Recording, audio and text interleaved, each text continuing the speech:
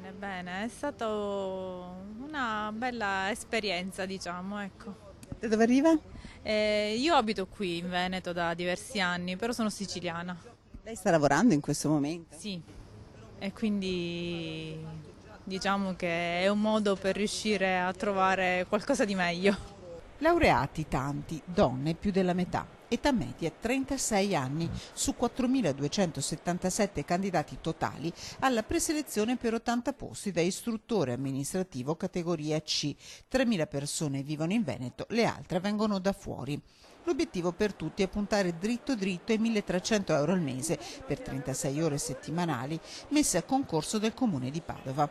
Tra lunedì e martedì al padiglione 7 della fiera siederanno su questi banchi in 3 turni diversi per provare a raggiungere l'obiettivo. Molti sono ottimisti.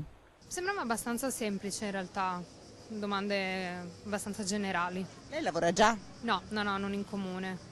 Immaginavo sicuramente anche la preselezione più incentrata su domande di carattere appunto di diritto amministrativo e invece c'era molta cultura generale, logica, anche perché così insomma si vuole dare spazio a persone che magari sono meno dell'ambiente però hanno ugualmente un po' di capacità di ragionamento e la pubblica amministrazione ne ha bisogno. La maggior parte viene dal Veneto e qualcuno già lavora. Questa giovane donna arriva dalla Calabria. Sì, alcune domande più fattibili di altre, altre invece un po' più impegnative. Treno a che ora? Nel pomeriggio dopo le 15. Spera che arrivino buone notizie. Sì, dai, speriamo. Lei lavora per caso? No, disoccupata. Da quanto? È da un bel po'.